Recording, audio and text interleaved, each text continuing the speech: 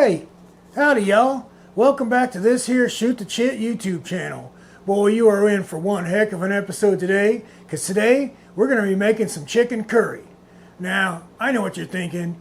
Wait, y'all don't know how to make chicken curry. You ain't Asian. Well, first off, you're racist. I happen to be Asian, Caucasian. So therefore, this recipe is authentic. And I learned this recipe from my grandpappy. When he was rustling cattle up in Butte, Montana, he told me he learned this from one of the cowhands up there. He said there was nothing but cooking, telling stories, in the company of men on those long, cold nights. We're going to get right into this recipe.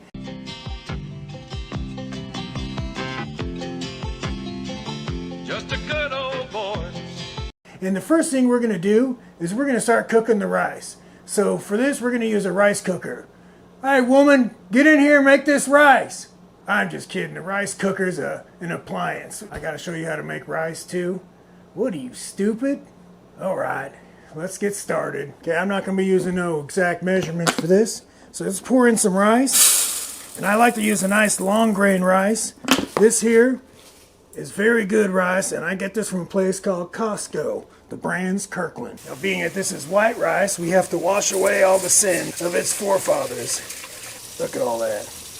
Now, those people tell you online, you wash it away till the water comes out clear. Now, I ain't got all day. You could do this for 3 hours, and that water still won't come out clear. So we're just going to do it twice. Now that it's been rinsed, here's the trick. You want to fill up the water until you can stick 2 fingers right in there. The water is going to go right up to that knuckle. So when you stick it in, you want to have about that much water in there, okay? Stick it in like this, guys. Now here's the tricky part. Alright, we're done with the rice for now. Hopefully, when we're done cooking up the curry, the rice will be done just about the same time. I always like it when we both finish at the same time. Now to make this recipe, we're going to need to dice up a couple chicken boobs. Oh, I'm sorry, that was insensitive of me. A couple chicken titties.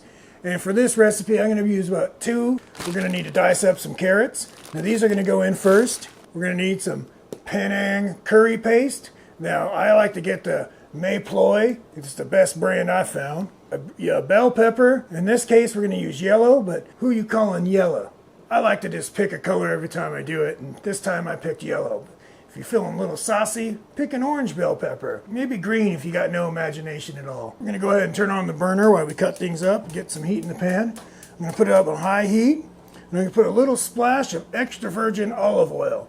Now, if this olive oil was made after me, it would not be a virgin, if you know what I'm saying. Extra slutty olive oil works as well, folks. We're going to want to cut up these carrots and put those on the heat first, because you want to have these carrots be nice and soft and not hard, tough like me. These carrots diced up. Now we got the carrots diced up. Let's throw them right in the pan.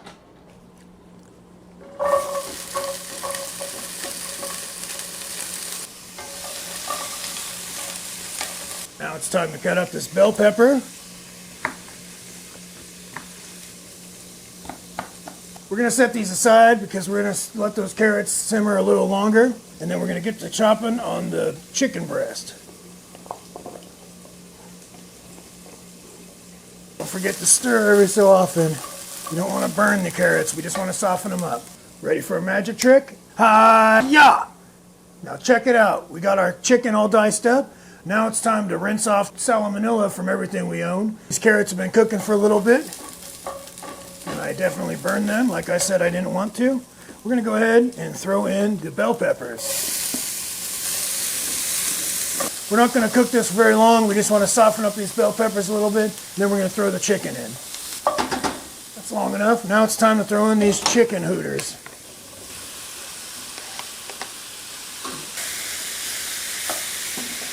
I'm going to sprinkle some garlic salt on this chicken. Here's a little pro tip you're not going to get from the other YouTube channels.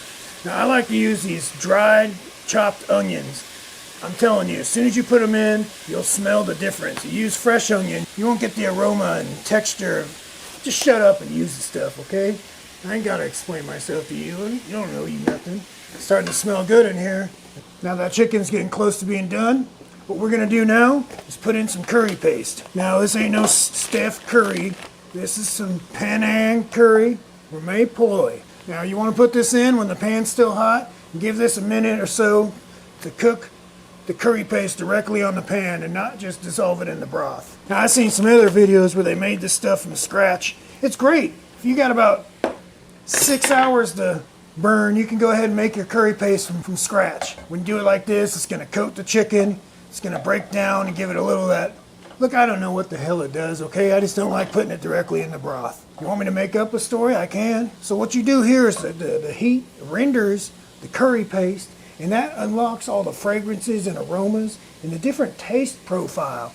Now, does that sound better?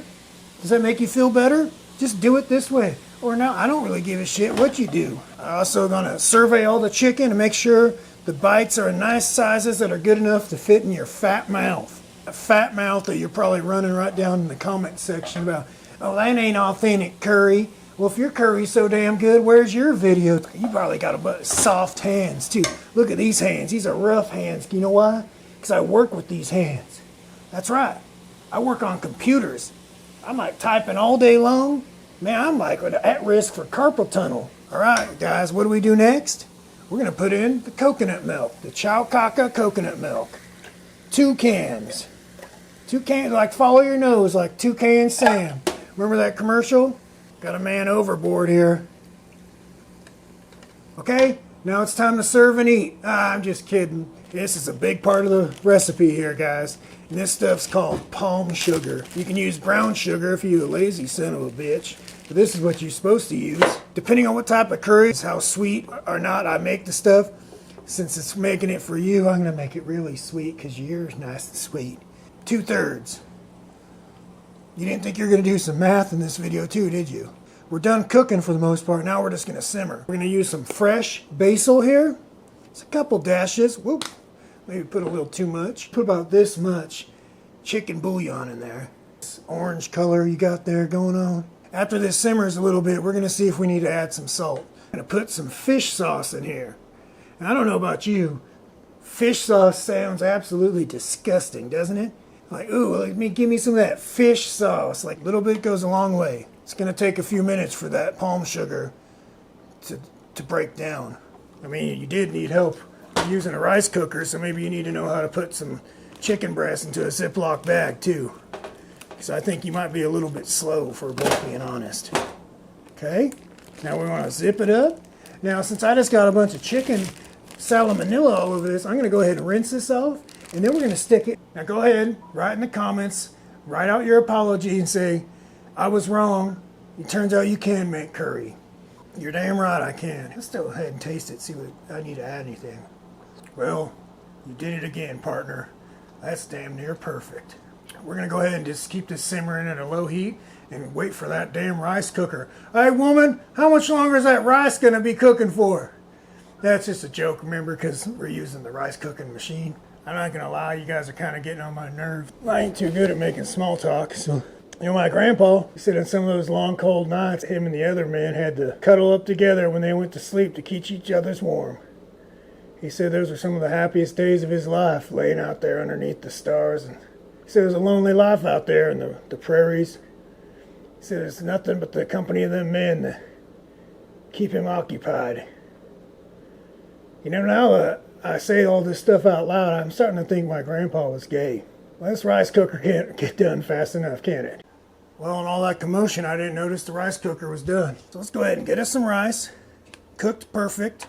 If you use my technique, you can put your rice into the curry, but personally, I like to put my rice in first. It's absolutely delicious. This stuff will keep you warm out there on the trail when you ain't got a couple cowhands around to lay them next to you. That's damn good. Hot damn, that's some good stuff. Anyways, y'all, thanks for watching, and go ahead and subscribe to the channel. I'm much obliged, you dumb son of a bitch.